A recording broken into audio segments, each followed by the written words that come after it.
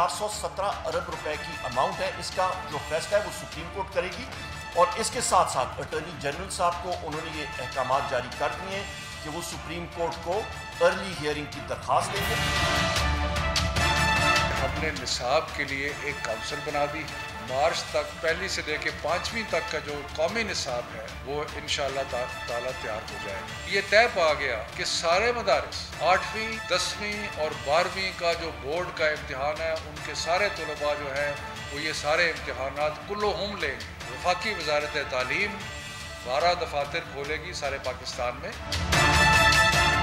Welcome to news wise, मैं हूं आरिफा नूर। आज प्रोग्राम में सबसे पहले हम जिक्र करेंगे पाकिस्तान तहरीक इंसाफ की हुकूमत का। लगता है या एटलीस्ट इल्ज़ाम तो लग रहा है कि हुकूमत ने एक और यू टर्न ले लिया है।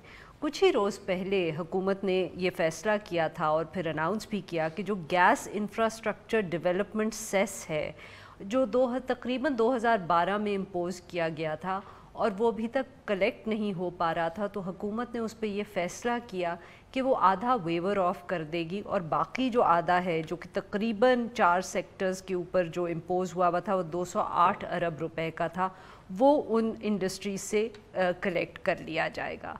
मगर जैसे ही हुकूमत ने ये फ़ैसला अनाउंस किया तो अपोजिशन की तरफ से और मीडिया की तरफ से बहुत तनकीद हुई।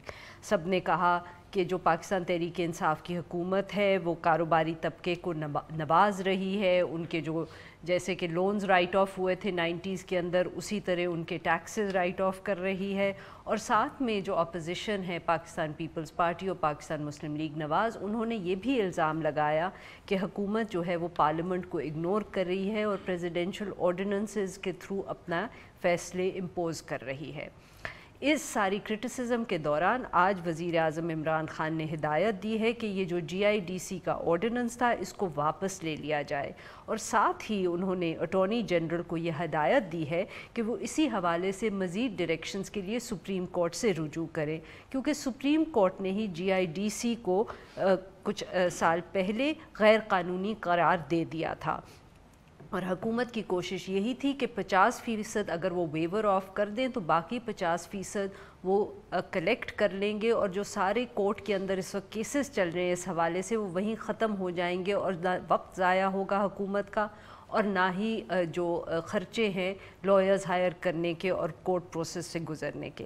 साथ ही हम बात करेंगे जो एजुकेशन रिफॉर्म्स पाकिस्तान तहरीक इंसाफ की हुकूमत ने जिनका हमसे वादा किया था और जिन पे लगता है कि अब फाइनली कुछ प्रोग्रेस हो रहा है। इसी हवाले से वफाकी वज़ीर तालीम शफ़क़त महमूद साहब ने अगले दिन एक प्रेस कॉन्फ्रेंस की जिसमें उन्होंने कहा कि 1 से लेके 5वीं जमात तक का जो एक यकसा तालीमी निसाब है वो हुकूमत ने तैयार कर लिया है और अगले मार्च तक उसको नाफिज करने के प्लान्स हैं। साथ में उन्होंने ये भी कहा कि मदरसों से जो उनकी नेगोशिएशंस और बातचीत जारी थी वो भी काफ़ी हद तक कामयाब रही है, क्योंकि मदरसों के साथ अब ये फ़ैसला हो चुका है कि वो भी एक यकसा निसाब तालीम के हवाले से पेशरफ्त होगी वहाँ और सीनियर क्लासेस के अंदर वो जो एक हुकूमत का इम्पोज़ किया हुआ करिकुलम है उसको ना सिर्फ पढ़ाएंगे पर उसके इम्तहानात भी लेंगे और इसके ऊपर भी अगले 4 से 5 साल के अंदर इसको नाफिज कर दिया जाएगा। इन सब इश्यूज़ पे बात करने के लिए आज हमारे साथ मौजूद हैं शफ़क़त महमूद साहब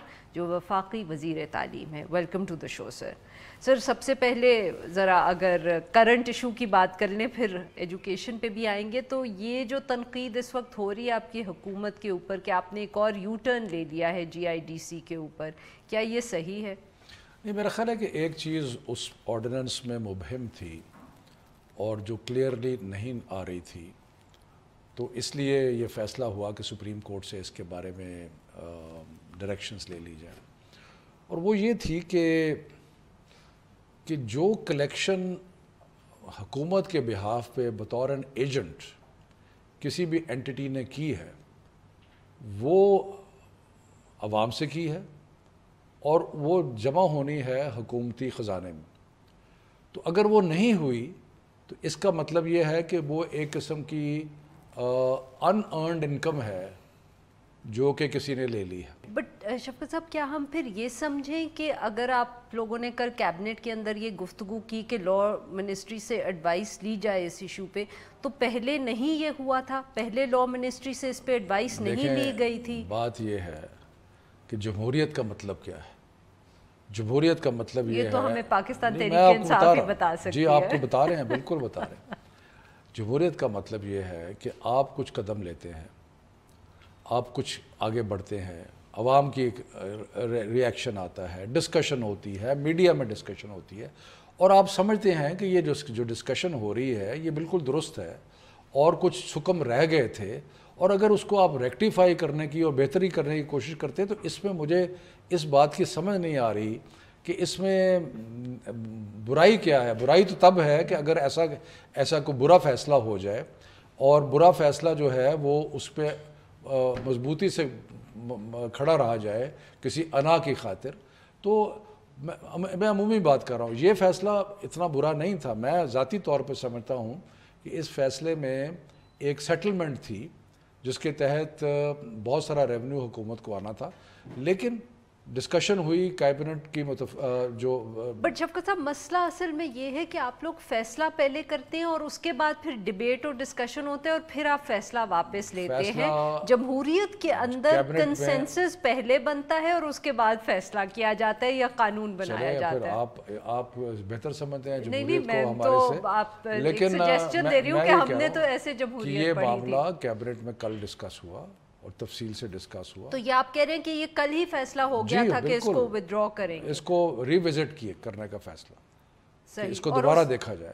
اور ساتھ ساتھ وہ پریس کانفرنسز اور بریفنگز بھی چل رہی تھیں جس میں آپ کے ضروری تھا کہ لوگوں کو سمجھایا جائے کہ ایشو ہے کیا. ودرا کرنے کا فیصلہ کر لیا، ودرا کا فیصلہ اور اس کی جو ایگزیکٹ تھی وہ تو منسٹری آف لا نے کو کہا گیا تھا کہ اب آپ اگلا راستہ سجیسٹ کریں. ناظرین یہاں پہ لیتے ہیں ایک چھوٹا سا بریک، اور جب ہم بریک سے واپس آئیں گے تو ہم شفقت محمود صاحب سے گفتگو جاری رکھیں گے، بٹ ہم بات کریں گے ان سے ان کی اپنی منسٹری کے بارے میں. اسٹے ود اس.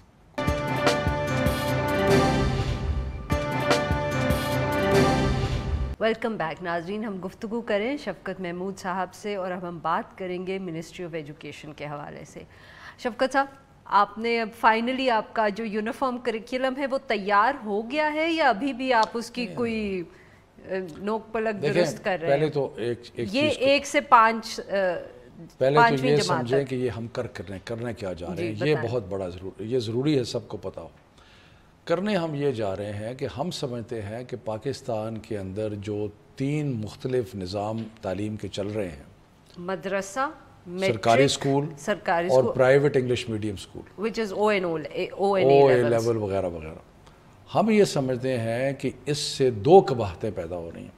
ایک قباحت یہ ہے کہ قوم کے ذہن تقسیم ہو رہے ہیں، کیونکہ نصاب جو ہے جو آپ اسکول میں پڑھتے ہیں وہ آپ کو تعلیم جو ہے ایک دنیا کو دیکھنے کا ایک طریقہ بتاتی ہے، آپ کا جس کو انگریزی میں کہتے ہیں پرسیپچول فریم ورک کریٹ کرتی ہے.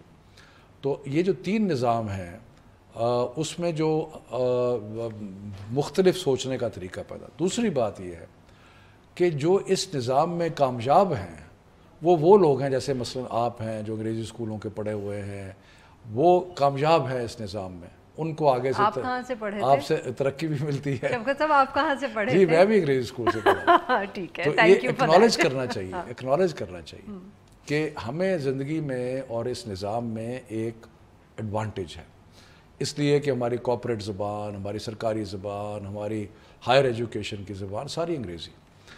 تو اس لیے ناانصافی بھی ہے اس میں. تو ان دونوں چیزوں کو حل کرنے کے لیے ہم نے 2 اقدامات کرنے شروع کیے ہیں. ایک قدم جو ہے وہ یہ ہے کہ ایک یکساں تعلیمی نصاب بنایا جائے. جو یکساں تعلیمی نصاب ہم بنا رہے ہیں اس کے لیے ہم نے نیشنل کریکولم کونسل بنائی ہے، جو کہ آپ سمجھیں سپرا باڈی ہے، لیکن ایک ورکنگ گروپ ہے جو لوگ روز بیٹھے ہوتے ہیں، بیٹھ کے کام کر رہے ہوتے ہیں. اور انشاءاللہ تعالیٰ کیونکہ یہ بڑا سیریس کام ہے، ہم نے سارے سلیبائی کھولے ہوئے ہیں. ہم نے ایک منٹ میں ختم کر لوں. سنگاپور کیا، فن لینڈ کیا، انگلینڈ کیا، سارے کیمبرج ساروں کو دیکھ کے ہم ایک نیا نصاب ترتیب دے رہے ہیں، جو کہ انشاءاللہ مارچ میں 1 سے 5ویں تک کا تقریباً فیصلہ جو ہے وہ ہو جائے گا.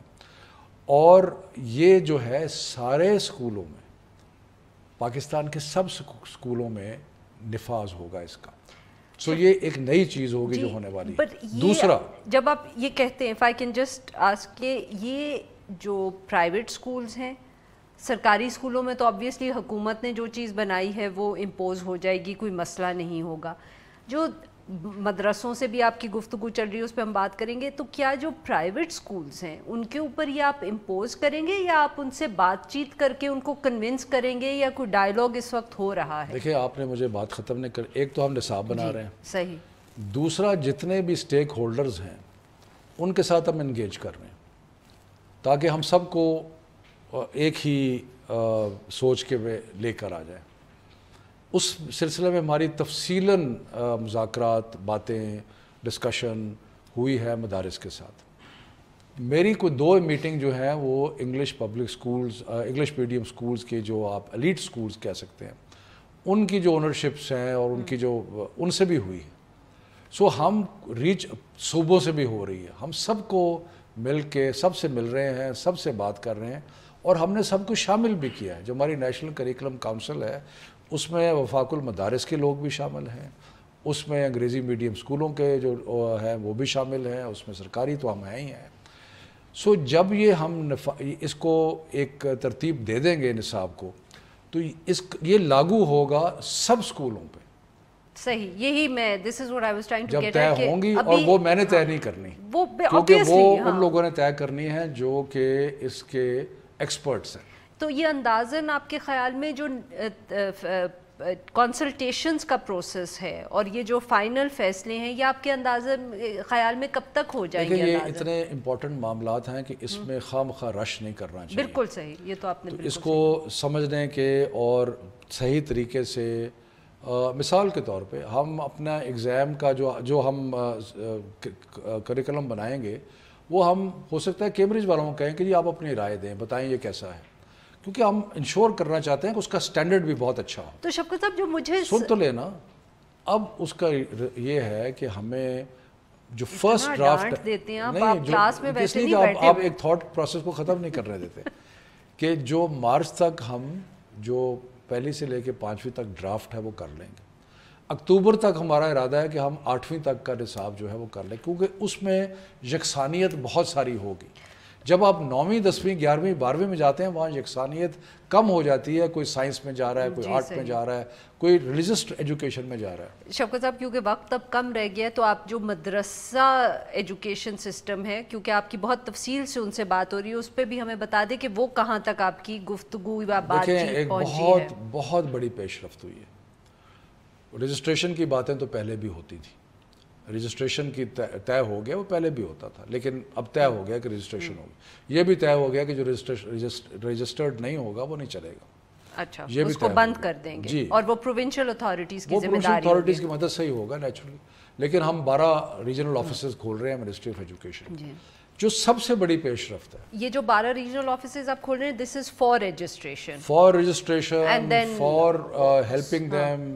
ٹیچرز دینے ہیں کہیں کچھ کرنا ہے، ان کے ویزا اسٹوڈنٹس کے، بہت ساری چیزوں کے لیے. ٹھیک ہے.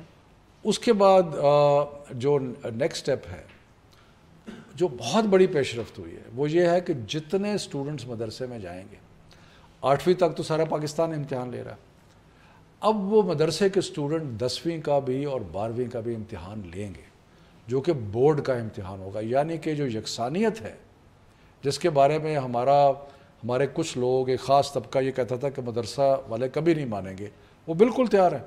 وہ کہتے ہیں کہ ہم اپنے بچوں کو صرف اس کو نافذ کرنے میں 4 سے 5 سال لگیں گے. اصل میں پچھلی حکومتوں کے پاس آپ نہیں تھے نا ایز ایجوکیشن منسٹر، اس لیے نہیں مانے مدرسے والے. آپ جو بھی کہنا چاہتے ہیں کہہ لیں، لیکن بہرحال تو اس سے ہوگا یہ کہ انشاءاللہ تعالی ہم جو اسکول ایجوکیشن ہے اس میں کافی حد تک یکسانیت لے آئیں گے. اب صرف ہمارے لیے چیلنج کیا ہوگا؟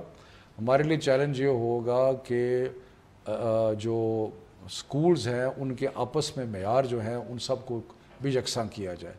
دیہاتی سکول، شہری سکول، مدرسہ سکول، ایلیٹ سکول، ان سب میں اس وقت فرق بہت زیادہ ہے.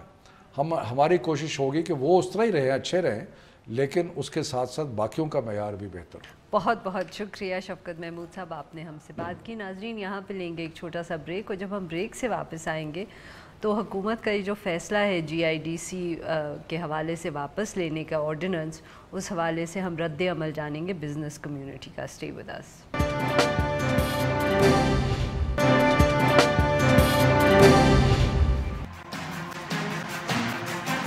जो इस वक्त ऑर्डिनेंस सामने लाया गया, ये बिल्कुल एक ट्रांसपेरेंट प्रोसेस के जरिए लाया गया, क्योंकि पाकिस्तान तहरीक इंसाफ की हुकूमत, इमरान खान साहब का यही मौक़िफ़ है, जो हमने काम करना है वो शफाफ तरीके से करना है। GIDC में साल का तकरीबन 15 अरब रुपए जमा होता है। ये चीज़ हल होती है तो हुकूमत को फ़ायदा ये होगा कि पहले साल हम लोग तकरीबन 42 अरब रुपए जमा करना शुरू करेंगे।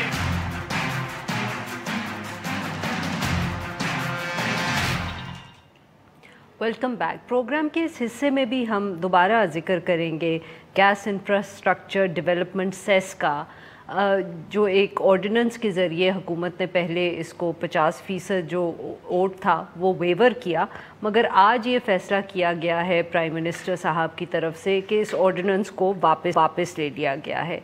अब देखना ये है कि इसके ऊपर जो प्राइवेट सेक्टर है या जो बिज़नेस कम्युनिटी है, इसका क्या रद्द-ए-अमल है। क्या वो इस फ़ैसले से खुश होंगे या उनके ख़्याल में ये गलत फ़ैसला है।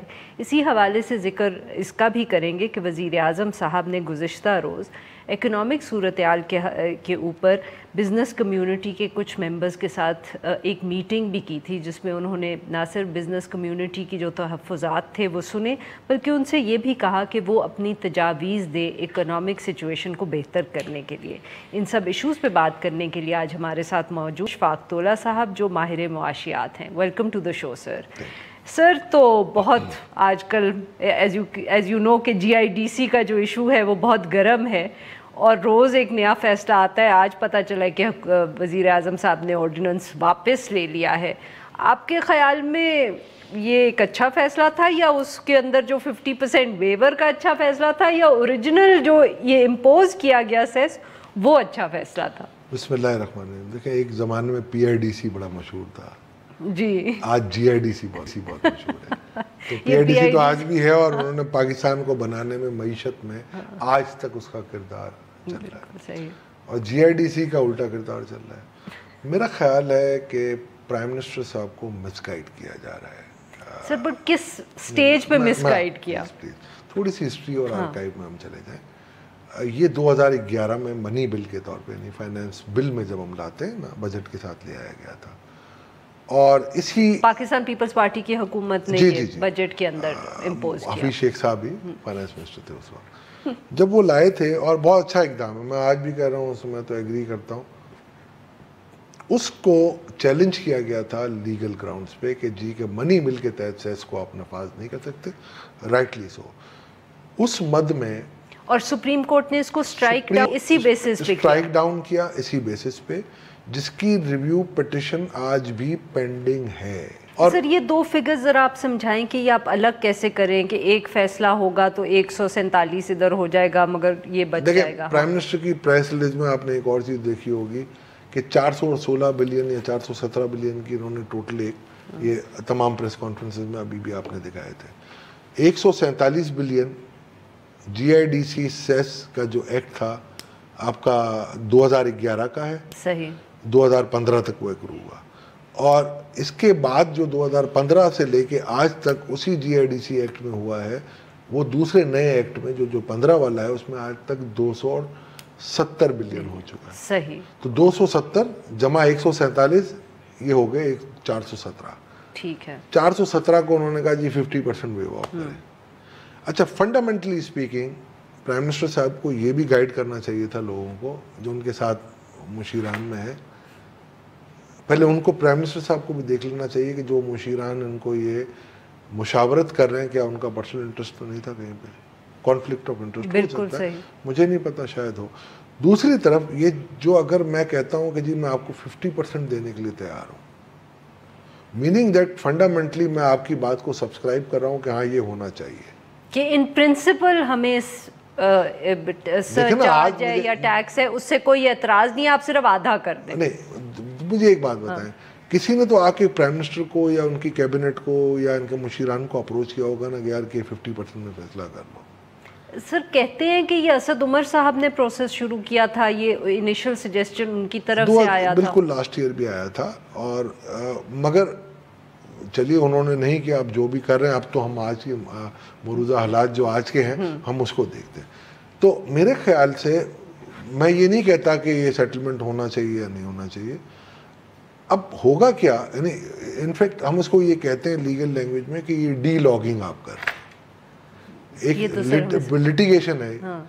ये एक इसको डी लॉग करके आप एक सेटलमेंट कर रहे हैं ना। जैसे पहले हमारे पड़ोसी मुल्क ने टैक्स में डी लॉगिंग स्कीम दी थी, तो भाई फिर गैस जीआईडीसी के लिए क्यों? मैं ये कहता हूँ जो टैक्स के मैटर पेंडिंग है उनको भी आप करते हैं, जो लोन के मैटर्स पेंडिंग है, जो सरकारी बैंकों के, प्राइवेट बैंक के तो आप नहीं कर सकते। तो जो भी मैटर्स हैं आपके, फिर इन सबको आप फिर आर्टिकल 13-25 फिर मैं भी इन्वोक कर दूंगा कि जी मेरी टैक्स की लायबिलिटी 200 मिलियन बननी थी जनाब, आप एक को 50 बिलियन दे रहे हैं, 50% दिया तो मुझे भी दे दीजिए। तो सर आप ये कह रहे हैं कि अगर ये फैसला जो आज वापस वज़ीर आज़म साहब ने लिया, अगर ये ना लेते तो इससे एक प्रेसिडेंट सेट हो जाता कि जिसके नीचे मेरे भी अगर 2 लाख बनते हैं तो मैं जाके कह सकती हूँ कि 2 लाख ना लें, 1 लाख ले लें, और आपके प्रॉबली मेरे से ज़्यादा बनेंगे, आप भी कहेंगे कि मैं सिर्फ 50% देता हूँ। हाँ, अगर लिटिगेशन होगा मतलब वही ना कि एक प्रेसिडेंट सेट हो गया। इन अदर वर्ड हम अपने कोर्टों का काम जो है ना वो बहुत कम कर देते, वो उन पे बेचारों पे वैसे ही प्रेशर ज़्यादा होता है तो काम आधा हो जाता है। सो हम कोर्ट के पास ही अपील लेके जा सकते थे कि अगर हुकूमत और हम कॉन्स्टिट्यूशनल पिटीशन फाइल कर देते, ये हो सकता था। अब ये तो देखे ना, लॉयर को अच्छा लॉयर बता सकता है, मैं तो मुन्ना भाई MBBS वाली बात कर रहा हूँ ना आपसे। बट कहने का मकसद ये है कि आप अगर डीलॉक करना चाह रहे हैं किसी चीज़ को, बहुत अच्छी बात है। और ये भी मैं कहता हूँ कि आज आपने एक प्रेस रिलीज में पढ़ा होगा, ये भी फिर मिसगाइड किया गया प्राइम मिनिस्टर साहब को हमारे, कि जी के डिसमिस हो चुकी है, कोई डिसमिस नहीं हुई जी। ये भी मिसगाइड किया गया हमारे प्राइम मिनिस्टर साहब को कि विड्रॉ हो सकता है। No, it is still in field. अगर प्रेसिडेंट ने ऑर्डिनेंस इशू किया है तो वजीर आजम साहब तो नहीं उसको कर सकते। उनकी एडवाइस पे क्या, अब उनकी एडवाइस पे वो रिपील कर देंगे, तो आई एम श्योर एडवाइस चली गई होगी, मगर ये लिखना नहीं चाहिए था उनके मुशीरान को यहाँ। तीसरा उन्होंने कहा है कि जी अब कोर्ट में जाएंगे, अल्लाह हाफिज, देख लीजिएगा क्या होता है, पहले तो चांस था 50। ये आप नहीं लिख सकते। आप इसका मतलब है हम उनके मुशीरान ये वजीर आजम साहब को इम्प्रेशन देना चाह रहे हैं कि सर देखें ये पॉपुलर फैसले की वजह से हमारे इतने पैसे मारे जाएंगे। नहीं, ये आप ना कहें, आप कोर्टों पे एतमाद रखें। अगर फ़र्ज़ करें गलत लगा है, 1 रुपया भी गलत लगा है, तो आपका कोई हक नहीं है कि आप ये लेके जाए। हाँ, ये मैं ज़रूर कह सकता हूँ कि ये जितने भी मोस्ट ऑफ द सेक्टर्स हैं, इन्होंने ये प्राइसिंग में बिल्ट इन कर दिया है और कस्टमर से वसूल कर चुके हैं। जैसे फर्टिलाइज़र का ये होता है, एनुअलाइज आपकी प्राइस सेटिंग होती है, तो उसमें मुझे to the best of my knowledge कि वो सारे बिल्ट इन हो जाते हैं। IPP में नेपरा जब देता होगा तो आई एम श्योर कोई भी ऐसा नहीं कर सकता, और वो कलेक्शन हो चुकी है, और वो भी उन्होंने अच्छा कहा कि जी ऑडिट कर लेंगे। बहुत बहुत शुक्रिया अशफाक तोला साहब, आपने बहुत अच्छी तरह हमें सारा बैकग्राउंड इस इशू का समझाया। नाजरीन, यहाँ पे लेंगे एक छोटा सा ब्रेक, और जब हम ब्रेक से वापस आएंगे तो हम बात करेंगे सोशल मीडिया के हवाले से, और वहाँ जो गलत खबरें सर्कुलेट करती हैं उनके बारे में क्या किया जा सकता है। Stay with us.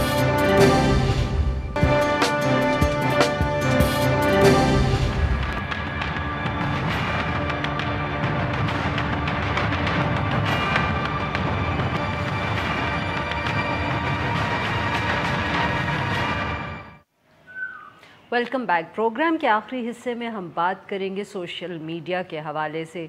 Social media के ऊपर जो फेक न्यूज़ जिसको हम कहते हैं, यानी कि गलत ख़बरें, वो वक्तन फ़वक्तन जो है वायरल हो जाती हैं, और उसके बाद जो लोग हैं जो इससे मुतासर होते हैं वो उसकी तरदीद करते रह जाते हैं। मगर ये जो ट्रेंड है इसका हम क्या कर सकते हैं? पिछले गुज़िश्ता दिन ही हमने इसकी एक और एग्ज़ाम्पल देखी, जब जो मशहूर एक्टर हैं आबिद अली साहब, और आजकल उनकी तबीयत ठीक नहीं है और वो अस्पताल में हैं, उनके हवाले से ख़बर चलकी कि उनका इंतकाल हो गया। उनकी फ़ैमिली ने ना सिर्फ इस ख़बर की तरदीद की बल्कि अपने गुस्से का इजहार भी किया।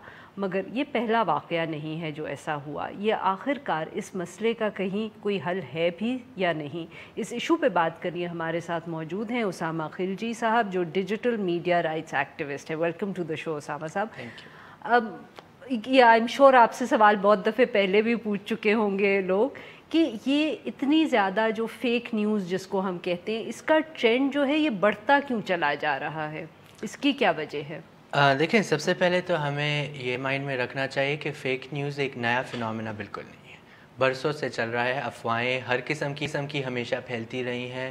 آپ نے جنرل ایوب نے محترمہ فاطمہ جناح کو انڈین ایجنٹ بھی بولا ہوا ہے اور اس کی بنیاد پہ الیکشن بھی جیتا ہوا ہے, تو وہ بھی فیک نیوز نہیں تھی تو وہ کیا تھی؟ اس کے علاوہ اور بھی اخباروں میں ٹی وی پہ فیک نیوز چلتی رہی ہے. لیکن جب مسئلہ آتا ہے وہ سوشل میڈیا کا یہ ہے کہ وہ زیادہ لوگوں تک پہنچ رہا ہے ابھی وہ فیک نیوز. لیکن میرے خیال سے فیک نیوز کا دوسرا جسٹ انٹرپٹ یو ہیئر, جو آپ نے اگزامپل دی وہ بالکل آپ صحیح کہہ رہے ہیں, بٹ وہ ایک حد تک ایک الزام ہے اینڈ آبویسلی الزام تراشی ابھی بھی سیاست میں بہت ہوتی ہے. مگر اس قسم کی جو خبر ہے کہ کسی جو بھی سیلیبریٹی ہو, ان کا شاید سیاست سے تعلق نہیں ہے, ان کے شاید کوئی اس طرح کے دشمن بھی نہ ہوں, مگر پھر بھی ان کے بارے میں یہ خبر اڑ جانا یہ ذرا ایک مختلف فینومینن ہے. میرے خیال سے دیکھیں پچھلے زمانے میں بھی لوگوں کے انتقال کی خبریں چلتی رہی ہیں, لیکن میں یہ آپ کو بتانے کی کوشش کر رہا ہوں کہ سوشل میڈیا پہ مسئلہ یہ ہے وہ جلدی جو ہے خبر نکل جاتی ہے اور زیادہ پھیل جاتی ہے. لیکن سوشل میڈیا میں فائدہ یہ ہے کہ کوئی بھی اس خبر کو صحیح بھی کر سکتا ہے, تو آپ کو وہ ایک اپرچونٹی ملتی ہے جس میں جیسے یہ خبر پھیلی اور ایک دم سے جو ہے لوگوں نے ویریفائی کیا. ہمارا اصل میں مسئلہ یہ میڈیا لٹریسی کا آتا ہے جس میں لوگ جو ہے جو بھی سنتے ہیں ٹی وی پہ, اخبار پہ یا سوشل میڈیا پہ, وہ یقین اس پہ رکھ دیتے ہیں, وہ ویریفائی نہیں کرتے یا وہ چیک نہیں کرتے. اور میرے خیال سے اسی پر جو ہے ہمارا فوکس ہونا چاہیے کہ کس طرح جو ہے آپ سوشل میڈیا پہ پوسٹ دیکھتے ہیں لیکن آپ آگے وہ واٹس ایپ پہ فارورڈ کر دیتے ہیں, ٹویٹر پہ ری ٹویٹ کر دیتے ہیں, فیس بک پہ شیئر کر لیتے ہیں اور لوگ وہ چیک نہیں کرتے. اور یہ مسئلہ ہم نے دیکھا ہے کہ اکثر جو سوشل میڈیا پہ غلط خبریں آئی ہیں وہ میڈیا پر بھی چل جاتی ہیں. جی بالکل, یہ بھی کافی وہ ہوتا ہے. تو اس میں یہی مسئلہ نظر ہمیں آتا ہے کہ دیکھیں سوشل میڈیا پہ لوگ ویریفائی کیے بغیر لگا رہے ہیں اور آگے پھر لوگ ویریفائی کیے بغیر اسے پھیلاتے جا رہے ہیں. تو اصلی مسئلہ جو ہے وہ یہی ہے کہ ہم جو ہے ویریفائی کریں ہر انفارمیشن کو. تو جو بھی خبر آئے پہلے آپ سوشل میڈیا پہ آپ گوگل پہ جو ہے سرچ کر سکتے ہیں کسی نیوز کو. پھر دوسرا سوشل میڈیا میں فائدہ ہے کہ آپ جو ہے ڈائریکٹ جرنلسٹ یا جن شخصیات کے بارے میں خبر آ رہی ہے ان کو یا ان کی فیملی سے کانٹیکٹ کر سکتے ہیں اور آپ پتہ لگا سکتے ہیں. تو مثال کے طور پہ اگر عابد علی صاحب کے بارے میں یہ غلط آتی ہے خبر, جو کہ بہت آتے ہیں نہیں ہونا چاہیے, تو آپ پھر جرنلسٹ کا یہی کام ہے کہ وہ جا کے چیک کریں کیا یہ سچ ہے یا نہیں, اور وہ پھر اور جس طرح یہ ہوا اسامہ صاحب یہ تو ایک اسپیسیفک واقعہ جیسے ہم نے کہا ایک سیلیبریٹی کے حوالے سے ہو گیا, اور یہاں چیک کرنے کا یہ طریقہ ہے کہ ان کے خاندان کو آپ ڈائریکٹلی اپروچ کر سکتے ہیں. بٹ بہت سی جو سیاسی خبریں ہوتی ہیں یا اس طرح کی کوئی خبر ہے کہ کسی ملک کے اندر کوئی واقعہ ہو رہا ہے تو وہ ایک عام انسان کے لیے چیک کرنا ذرا مشکل ہوتا ہے. It is easier to believe it. بالکل یو نو وہاں زیادہ ادھر کوئی چیکس ہیں ہو سکتے ہیں, یا کیا ہم یہ کہہ سکتے ہیں کہ یہ جو سوشل میڈیا پلیٹ فارمز ہیں ان کی بھی کوئی ذمہ داری ہے کہ وہ فیک نیوز کو روکنے کی کوشش کریں؟ بالکل. جو فیس بک کا پلیٹ فارم ہے, فیس بک نے ابھی ایک نیا ٹول انٹروڈیوس کیا ہے. تو آپ کے پاس جب خبر آتی ہے اور آپ شیئر کرتے ہیں فیس بک پہ, اس پہ اوپر جو ہے 3 نقطے آپ کے نظر آتے ہیں. اس پہ جب آپ کلک کریں تو اس میں آپ رپورٹ کر سکتے ہیں اس خبر کو ایز فیک نیوز. اچھا, یہ اگر آپ کو معلوم ہو جائے کہ یہ فیک نیوز ہے. بالکل. تو اگر آپ کو پتہ ہے کہ یہ کوئی غلط خبر ہے آپ اس کو رپورٹ کر سکتے ہیں اور فیس بک اس کو فلیگ کر کے پھر ہٹاتا ہے. صحیح. اسی تو طرح یہ وہ جب آپ اس کو فلیگ کرتے ہیں تو وہ پیغام جائے گا فیس بک کے پاس اور وہ فیصلہ کریں گے کہ یہ فیک نیوز ہے. بالکل. یا وہ یہ صرف کہہ دیں گے کہ اس کے ساتھ کوئی وارننگ اٹیچ کر دیں گے کہ لوگ اس کو کہہ رہے ہیں فیک نیوز ہے. How does it work? جتنا مجھے پتا ہے فیس بک نے ابھی AFP کے ساتھ پارٹنرشپ کی ہے. صحیح. تو انہوں نے پروفیشنل فیکٹ چیکرز رکھے ہوئے ہیں جو ہر ملک میں چیک کرتے ہیں کہ یہ اگر نیوز آئی ہے کیا یہ صحیح ہے یا نہیں, اور پھر اس سے آگے پھر وہ ایکشن لیتے ہیں اور اس نیوز کو ہٹا دیتے ہیں. اگر آپ واٹس ایپ کو دیکھیں انہوں نے بھی جو فارورڈ کا لمٹ ہے اس کو کم کر دیا. پہلے آپ 100 لوگوں کو فارورڈ کر سکتے تھے, ابھی صرف 20 کو کر سکتے ہیں. انڈیا میں آپ صرف 5 لوگوں کو فارورڈ کر سکتے ہیں. تو اسی طرح کے اقدامات سوشل میڈیا کمپنیز میں لی ہیں. لیکن آخر جو ہے ہمیں یہ ریئلائز کرنا ہے کہ یہ لوگوں کا مسئلہ ہے. لوگ جو ہے سوشل میڈیا کو ایکسپلائٹ کرنے کی کوشش کر رہے ہیں اور اس کی جو سہولت جو ہمیں دیتا ہے اسی سہولت کو ایک غلط طریقے سے استعمال کر رہے ہیں. تو جس طرح آپ ٹیلی فون کو یا کسی اور میڈیم کو غلط طور پہ استعمال کر سکتے ہیں، اسی طرح سوشل میڈیا کا بھی غلط استعمال ہو رہا ہے. تو اس میں پہلے جو ہے ہمیں رپورٹ کرنا چاہیے، اور جو ناظرین ہیں جو یہ دیکھ رہے ہیں، جو سن رہے ہیں، ان کو بھی یہ خیال میں رکھنا چاہیے کہ سوشل میڈیا جو کہ واٹس ایپ، ٹویٹر، فیس بک وغیرہ پہ جو پڑھتے ہیں اس پہ آپ یقین نہ رکھا کریں، اور آپ اس کو چیک کیا کریں، اور جو ریلائبل سورسز ہیں ان سے آپ پوچھا کریں کہ کیا یہ صحیح ہے یا نہیں. جب تک تصدیق نہیں ہوتی تو بہت آسان ہے چیزوں پہ یقین رکھنا. بہت بہت شکریہ اسامہ صاحب، آپ نے ہم سے بات کی. ناظرین آج کے لیے بس اتنا ہی. We'll be back tomorrow at the same time.